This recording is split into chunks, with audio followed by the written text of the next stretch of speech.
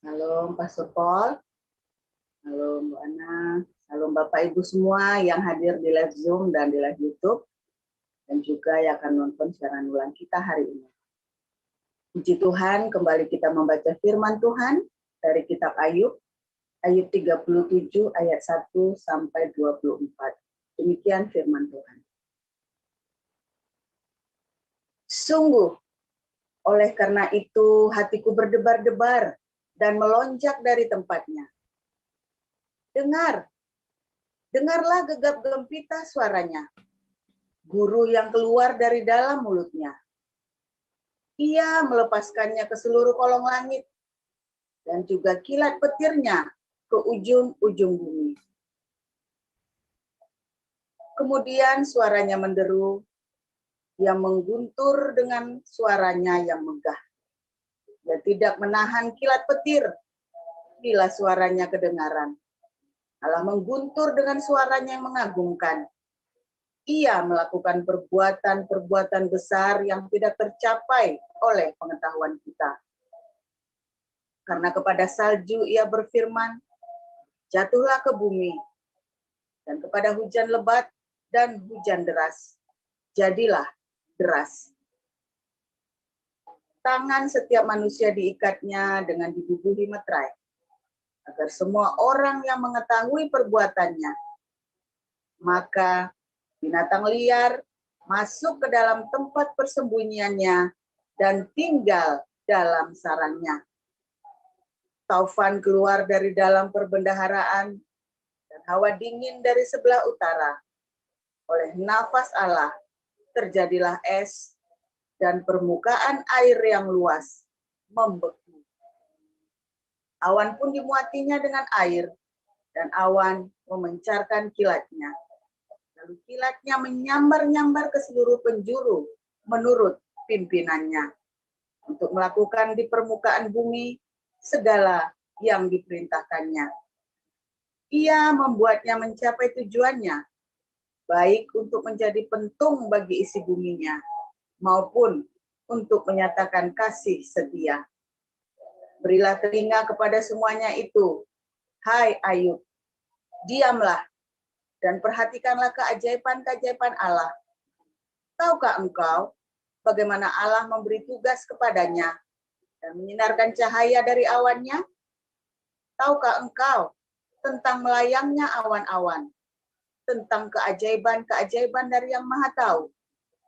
Hai engkau yang pakaiannya menjadi panas, jika bumi terdiam karena panasnya angin selatan, dapatkah engkau seperti dia, menyusun awan menjadi cakrawala, keras seperti cermin tuangan? Beritahukanlah kepada kami apa yang harus kami katakan kepadanya. Tak ada yang dapat kami paparkan oleh karena kegelapan. Apakah akan diberitahukan kepadanya bahwa aku akan bicara? Pernahkah orang berkata bahwa ia ingin dibinasakan? Seketika terang tidak terlihat karena digelapkan mendung, lalu angin berembus, maka bersihlah cuaca. Dari sebelah utara muncul sinar keemasan. Allah diliputi oleh keagungan yang dahsyat, yang maha kuasa, yang tidak dapat kita pahami.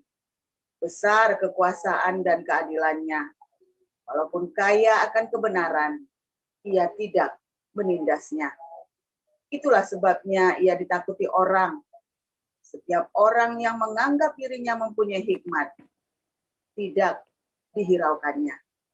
Demikian firman Tuhan. Lanjut, Bu Sarma.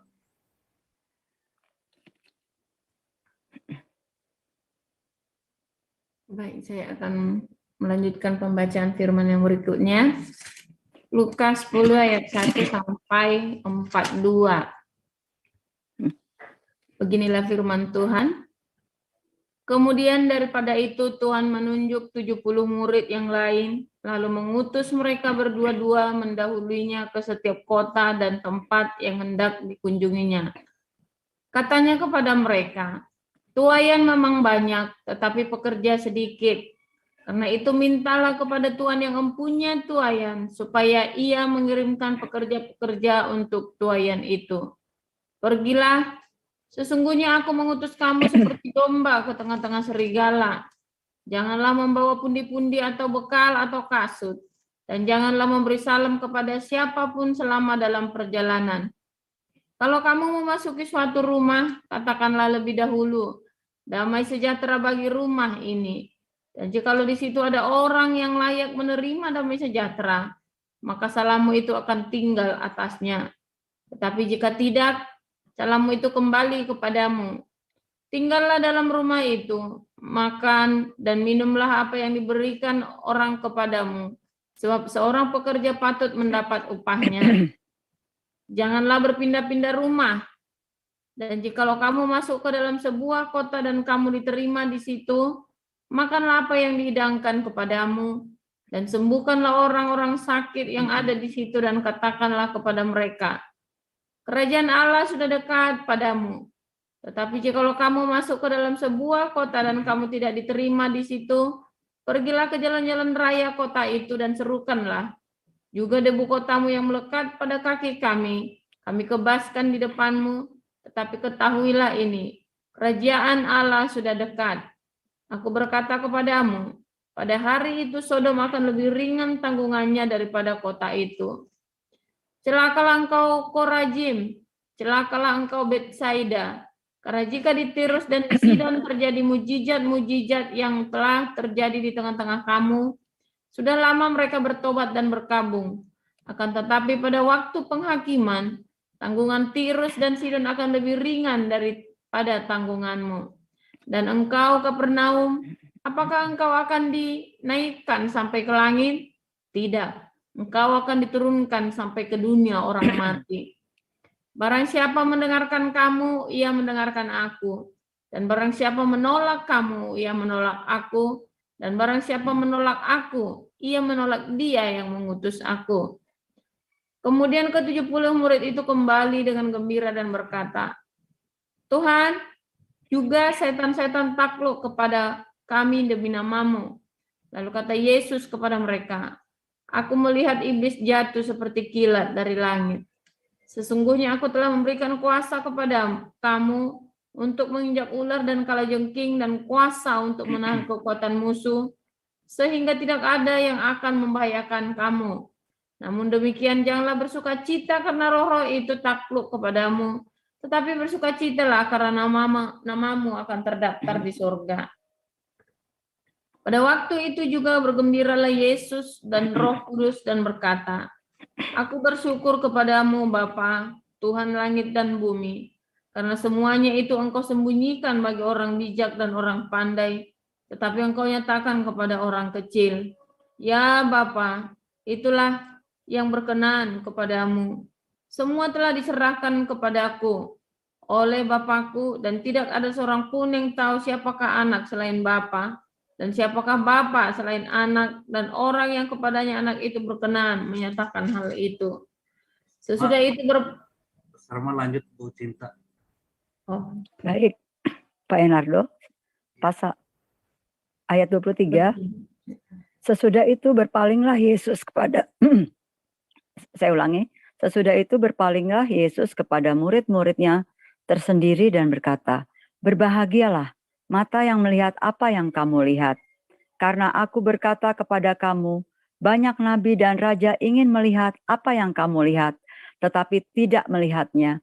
Dan ingin mendengar apa yang kamu dengar, tetapi tidak mendengarnya.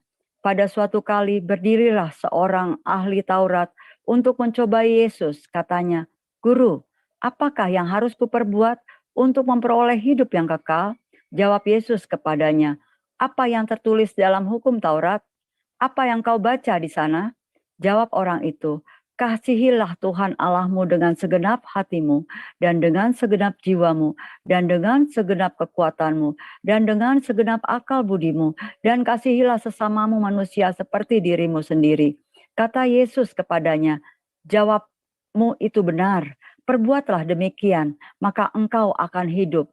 Tetapi untuk membenarkan dirinya, orang itu berkata kepada Yesus, dan siapakah sesamaku manusia? Jawab Yesus, adalah seorang yang turun dari Yerusalem ke Yeriko. Ia jatuh ke tangan penyamun-penyamun yang bukan saja merampoknya habis-habisan, tetapi yang juga memukulnya, dan yang sesudah itu pergi meninggalkannya setengah mati. Kebetulan ada seorang imam turun melalui jalan itu. Ia melihat orang itu, tetapi ia melewatinya dari seberang jalan. Demikian juga seorang Lewi datang ke tempat itu. Ketika ia melihat orang itu, ia melewatinya dari seberang jalan. Lalu datang seorang Samaria yang sedang dalam perjalanan ke tempat itu. Dan ketika ia melihat orang itu, tergeraklah hatinya oleh belas kasihan. Ia pergi kepadanya, lalu membalut luka-lukanya. Sesudah ia menyiraminya dengan minyak dan anggur, kemudian ia menaikkan orang itu ke atas keledai tunggangannya sendiri, lalu membawanya ke tempat penginapan dan merawatnya. Keesokan harinya ia menyerahkan 2 dinar kepada pemilik penginapan itu. Katanya, rawatlah dia, dan jika kau belanjakan lebih dari ini, aku akan menggantinya waktu aku kembali. Siapakah di antara ketiga orang ini, menurut pendapatmu, adalah sesama manusia dari orang yang jatuh ke tangan penyamun itu? Jawab orang itu, orang yang telah menunjukkan belas kasihan kepadanya. Kata Yesus kepadanya, pergilah dan perbuatlah demikian. Ketika Yesus dan murid-muridnya dalam perjalanan, tibalah ia di sebuah kampung. Seorang perempuan yang bernama Marta menerima dia di rumahnya. Perempuan itu mempunyai seorang saudara yang bernama Maria. Maria ini duduk dekat kaki Tuhan dan terus mendengarkan perkataannya. Sedang Marta sibuk sekali melayani. Ia mendekati Yesus dan berkata, Tuhan, tidakkah engkau peduli bahwa saudaraku membiarkan aku melayani seorang diri? Suruhlah dia membantu aku. Tetapi Tuhan menjawabnya, Marta, Marta, engkau khawatir dan menyusahkan diri dengan banyak perkara. Tetapi hanya satu saja yang perlu. Maria telah memilih bagian yang terbaik dan Maria telah memilih bagian yang terbaik yang tidak akan diambil daripadanya. Demikian firman Tuhan. Haleluya, amin. Selanjutnya silahkan Pastor Paul untuk renungan firman Tuhan. Ya, shalom, haleluya. Firman Tuhan selalu baru setiap hari. Bagi orang-orang yang tidak hidup dalam retorika ya. Bahkan di dalam penderitaan pun dia akan melihat kemuliaan Tuhan. Tapi orang-orang yang suka beretorika dalam penderitaannya mumet, saudara. Ya, tiap hari disibukkan dengan aktivitas gerejani, ya, aktivitas agamawi, tiap hari sibuk, ya. Makanya akhirnya hidupnya penuh dengan retorika, akhirnya nggak mendapat apa-apa. Nah, ketika kita membaca ya sahabatnya Ayub ini yang masih muda yang bijaksana ini, ya lihat kemuliaan Tuhan, kedahsyatan Tuhan. Bagaimana kita bisa melihat kedahsyatan Tuhan?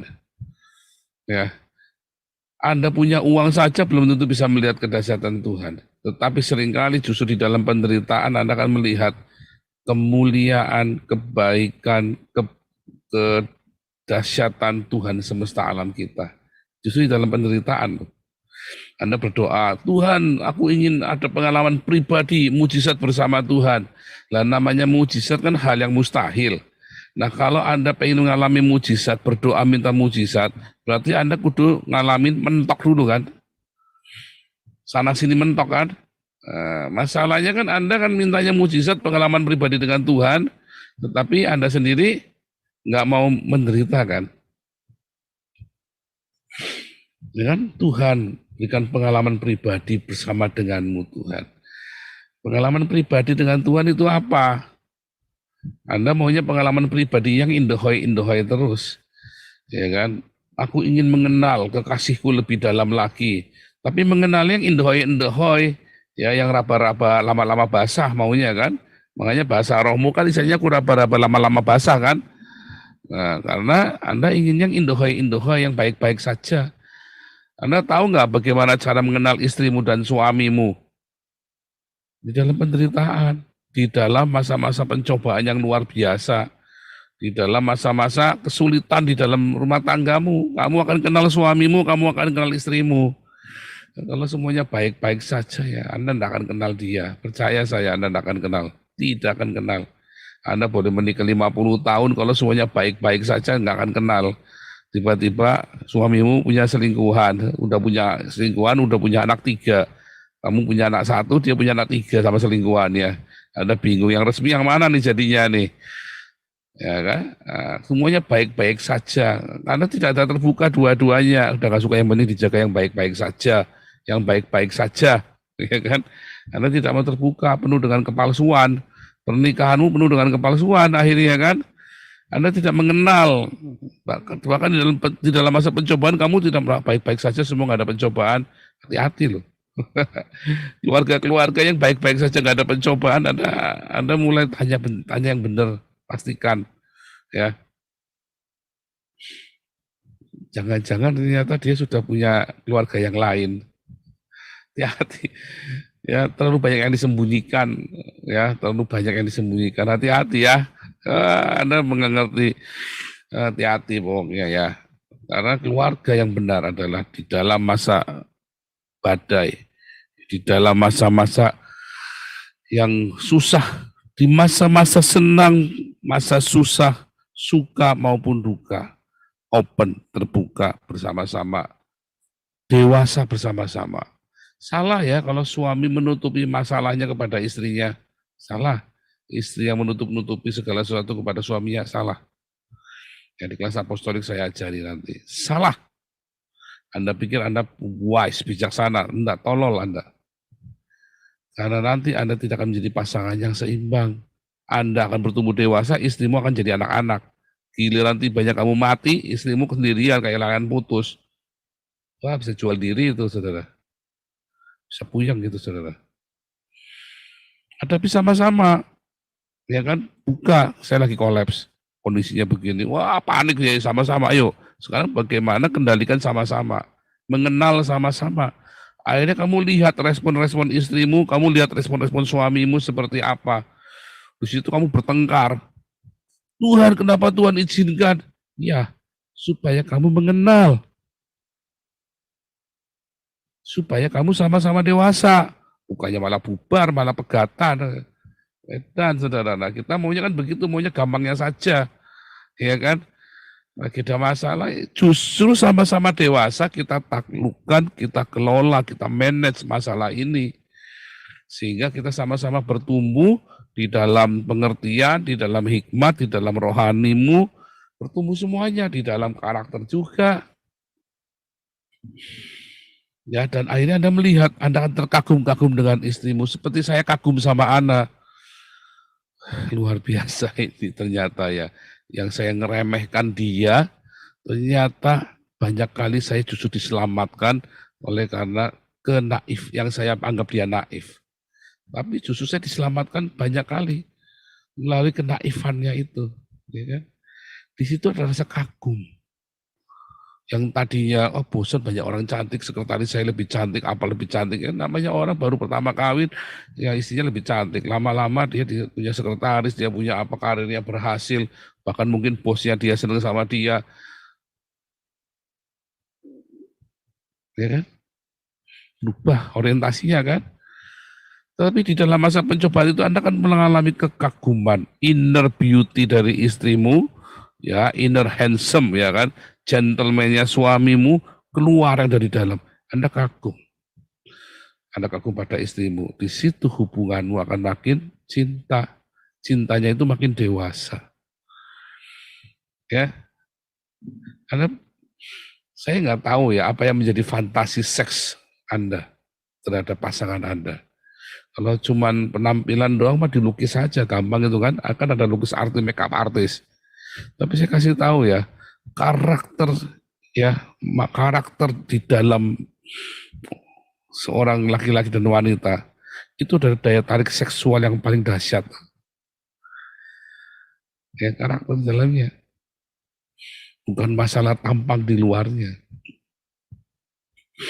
Ya, tapi bagi orang-orang yang ini ya mungkin hanya yang penting tinggi besar, oh yang penting kurus, yang penting seksi. Kadang-kadang memang fantasi orang sendiri-sendiri ya. Tetapi saya kasih tahu ya, pada umumnya karakter itu dalam itu bikin orang itu kagum. Ya, karakter di dalam masa pencobaan ketika ada sama-sama di situ, rasa kagum itu timbul.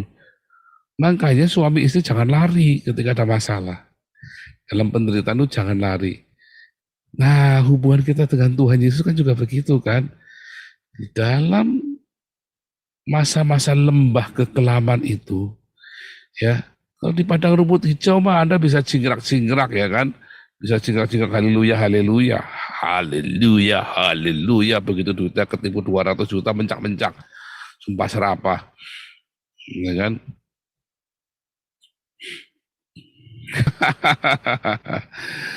Nah, hubungan bersama Tuhan, keintiman bersama Tuhan. Ketika kamu intim bersama Tuhan di dalam lembah kekelaman, Tuhan, uangku ke bawah 200 juta. Tenang anakku, nanti akan ikhlaskan, aku ganti berlipat kali ganda. Saya yakin si Saifuddin gak pernah dengar firman Tuhan seperti ini. Gak pernah dengar, gak pernah diajarin begitu. Anda sekarang tak ajarin supaya jangan bodoh kayak Saifuddin. Ya, kalau Anda lagi ketipu, Anda datang sama Tuhan. Tuhan, saya ketipu Tuhan. Apa yang harus aku lakukan? Aku kejarkah atau aku ikhlaskan? 90% Tuhan akan bilang ikhlaskan. Saya. Yang 10% dalam suasana khusus. Ya, ingin kejar. Tapi 90% Tuhan pasti akan bilang lepaskan. Saya berapa kali ketemu ya orang-orang itu, Tuhan saya ketipu, apa yang harus aku lakukan? Selalu bilang lepaskan. Saya selalu ketika saya konselingin orang itu Tuhan, saya juga doakan buat orang ini, lepaskan. Dan Tuhan ganti berlipat kali ganda. Ya, Tuhan ganti berlipat kali ganda. Yang penting waktu lepas kerja Anda jangan sambil ngomel-ngomel. Nah, nggak ikhlas namanya. Nah, lucu kan? Tapi itulah saya sendiri ngalamin pengalaman pribadi. Maksudnya 90% karena ada memang kadang-kadang Tuhan suruh kejar karena ada sesuatu yang kita nggak ngerti. Tapi itu jarang sekali ya, jarang sekali. Ya biasanya suruh lepaskan, ikhlaskan. Mengapa suruh dilepaskan? Karena Tuhan adalah Tuhan yang menghapus hutang, ya kan? Yang menghapus hutang. Kenapa Pak Awe? Ada masalah mikrofonnya? Oh mungkin. Oke ya. Aman Pak Paul. Aman ya? Nggak apa-apa Oke. Pak Paul. Aman. Aman ya, oke. Jadi saudara, seringkali ya pengalaman penderitaan bersama Tuhan Yesus. Nanti Anda akan melihat bagaimana Tuhan yang maha besar itu bekerja dalam hidupmu. Tiap hari lepas hari. Saya dari mana saya bisa percaya Jehovah Jireh? Anda ngalami Jehovah Jireh, Tuhan menyediakan? Saya ngalamin. Ya, nggak punya uang buat dimakan. Tiap hari anak saya tak suruh teriak tuh, Wesley sama Miracle. Kamu pagi-pagi teriak, Jehovah Jireh, Tuhan sediakan hari ini. Tuhan sediakan makanan hari itu. Bahkan detail ya, Jehovah Jireh kirim ayam goreng datang. Tiap hari Tuhan kirim ayam goreng coba. Serius ya. Nggak diminta, nggak diapa, kita nggak kasih tahu kalau kita nggak punya uang. Orang kirim ayam goreng itu. Jehovah Jireh, sate kambing datang, sate kambing datang. Jehovah Jireh, kita mengalami pengalaman Jehovah dari mana? Ya dari kita ngalamin. Anda kan lihat ternyata Tuhan itu tepat.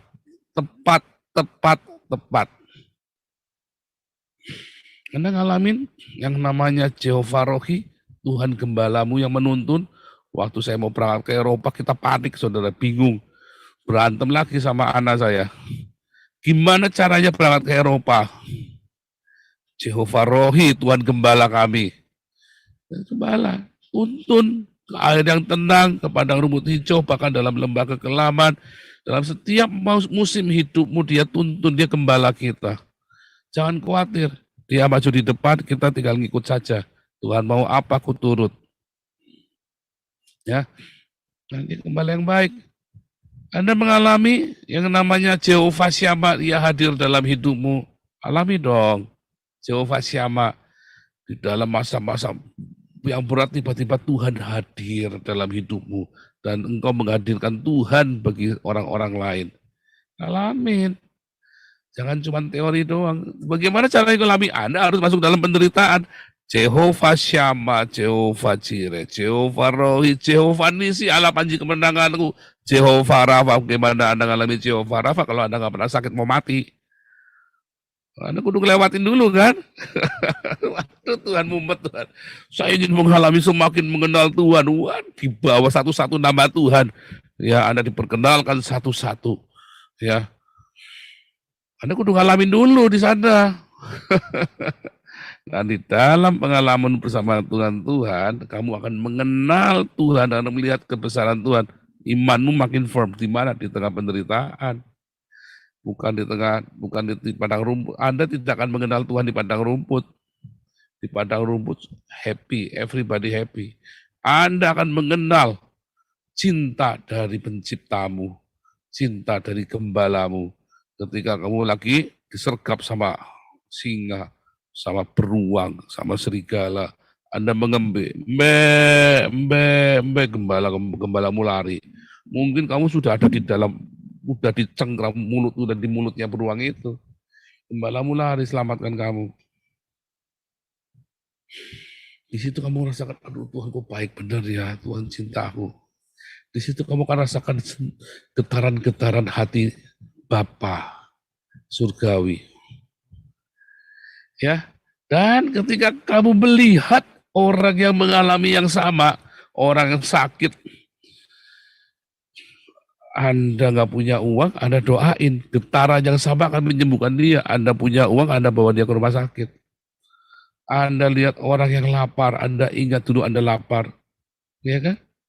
Itulah sebabnya Tuhan kasih wahyu, ya, kasih visi yang luar biasa tentang memberi makan. Saya pernah lapar, anak saya pernah nyaris nggak makan. Ya kan?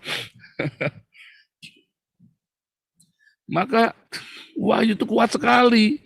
Karena saya mengenal Tuhan pasti kasih saya makan. Saya ngeliat orang lapar, yuk kita kumpulin duit, kita kasih makan. Ya kan? Kenapa saya punya visi yang kuat begitu? Orang-orang mencoba melakukannya. Retorika semua gagal semua. Kenapa saya kuat? Karena saya punya visi itu. Karena saya punya pengalaman dengan Tuhan masalah itu. Dan saya bagikan kepada Anda sekarang. Ya kan? Karena Anda itu bersuka cita ketika Anda berbagi. Dan karena Anda tahu Anda sedang melakukan kehendak Bapa di surga dengan menghadirkan Yesus kepada orang-orang lapar ini. Menghadirkan Yesus kepada orang-orang yang sakit ini, Dokter Medsos ya. Kenapa saya punya visi yang kuat? Saya ngalamin. Mau berobat rumah sakit, nggak ada duitnya. Ayah saya dulu. Ya kan? Kita ngalamin semua. Kenapa? Kita sekarang mampu, kita nggak bikin. Ya kan? Sekarang Tuhan memberikan urapan untuk menggerakkan massa dan menggerakkan dana. Kenapa kita nggak bikin? Saya kan nggak perlu kaya dulu kan? Nggak perlu nunggu saya kaya raya dulu kan untuk bikin ini kan? Anda semua saya libatkan dan Anda nggak perlu nunggu. Pak HW nggak perlu nunggu kaya tuh mau bikin rumah sakit itu. Ya kan? Langsung tiap sore makan bikin konsultasi gratis. Pak Andrehat nggak perlu sampai nunggu jadi dokter kaya raya, bisa jadi berkat. Pak Dokter Andrehat tiap sore pokoknya. Ya Dokter Sostenes, Dokter Regen, Dokter Vivina, semua ready semua. Nggak perlu nunggu jadi orang tajir kan? Nggak perlu punya bank Lipo, nggak perlu punya bank BCA dulu kan? Anda semua bisa jadi berkat. Terlibat di dalam kegerakan ini. Nggak perlu nunggu jadi orang kaya buat kita mensejahterakan desa di Malang walaupun banyak yang nyinyir. Ya nyinyir nggak perlu, biarin saja karena nggak mampu. Yang penting kita lakukan bagian kita. Nggak perlu harus jadi konglomerat kan? yang punya duit banyak saja, gereja yang punya duit banyak saja nggak kepikir kan mau bangun satu desa begitu rupa kan, komitmen begitu, nggak kepikir lah. Kenapa? Karena tidak punya pengalaman dengan Tuhan tentang hal itu. Pernah nggak kepikir Anda sesama ini orang-orang Kristen ini yang ada di grup kita, banyak yang miskin, nggak bisa bayar sekolah. Makanya kita mau bikin koperasi Munpagi. Ini Pak Arto Listio sedang merumuskannya ya, supaya jangan ada orang minta-minta duit. Ya kan? Anda nggak kepikir, Anda terlibat semua, saling membantu kita semua. Itulah komunitas yang ada di Kisah Para Rasul. Di tengah-tengah penderitaan mereka melihat Yesus hadir. Ya kan? Di tengah-tengah penderitaan, tekanan penjajahan Roma yang luar biasa, tekanan yang luar biasa, mereka berbagi satu sama lain, dan mereka melihat Jehovah Syama, mereka melihat Jehovah Jireh, maka tidak ada seorang pun yang berkekurangan di antara mereka, karena selalu ada yang menjual harta miliknya, membagikannya sesuai dengan kebutuhannya masing-masing, tanpa harus nipu-nipu. Dinyinyirin orang, ya biarin saja.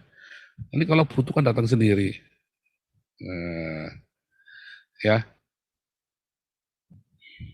Di tengah penderitaan itu, kalau Anda terlalu sibuk dengan ritual gereja, kayak si Marta, ya Anda nggak dapat apa-apa. Tapi kalau Anda selalu punya sikap hati, ajar kami Tuhan menghitung hari-hari, agar kami beroleh hati bijaksana. Hatimu kan bijak. Dalam penderitaan itu kau hitung hari-harimu. Jiwaku terbuka untukmu Tuhan. Buka hatimu supaya kau dengar suaranya. Apa maksud Tuhan dalam penderitaan ini? Dengan suara Tuhan dengan jelas. Ya, kuatkanlah oleh rohmu Tuhan.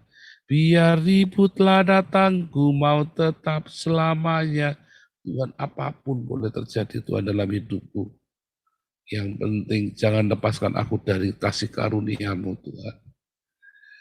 Di dalam setiap penderitaan itu Anda akan melihat kebesaran Tuhan. Dan itu akan membuat Anda, ya, amin hidupmu. Penderitaan itu kalau responmu benar akan membawa engkau di dalam kemuliaan, kepada kemuliaan, kepada kemuliaan. Tapi kalau responmu nggak benar, wah penderitaan itu akan memunculkan watak aslimu yang busuk itu. Ya, penderitaan itu akan memunculkan watak aslimu yang busuk itu. Nah, terus begitu udah muncul tuh busuk-busuknya, nanah-nanahnya udah keluar semua. Nah, Anda tinggal mau apa tuh? Mau dibersihin apa mau dipiara tuh nanahnya tuh? Saya keluar ya dalam penderitaan, watak busuk saya keluar semua, anak keluar semua, udah jebule, oh kayak kie, jebule kon wadon kayak kie, jebule kon wong lanang kayak kie, watak aslinya keluar semua. Tetapi kita bereskan sama Tuhan, kita respon yang benar, lalu kita melihat air kobokan kaki itu jadi anggur, ya, kobokan kaki jadi anggur, indah, aduh indah sekali. Masa sekarang enggak pernah berantem? Ya berantem, tapi kan berantemnya yang-yangan kan. Kayak berantem orang pacaran, bukan kayak berantem orang musuhan. Beda, berantem orang pacaran itu kan mesra kan, cubit-cubitan. Berantem orang musuhan kan enggak, gaplok-gaplokan. Beda. Ya, luar biasa ya. Makanya jangan sibukkan dirimu dengan ritual gereja. Jangan sibukkan dirimu dengan segala macam liturgi dan segala macam retorika agama. Ya, minta sama Tuhan. Ya, Yesus yang hidup dalam hidupmu, aletheia. Jangan berretorika. Ya, nanti kau akan melihat kemuliaan Tuhan di dalam penderitaan itu. Tuhan Yesus memberkati. Silakan Pak Enardo.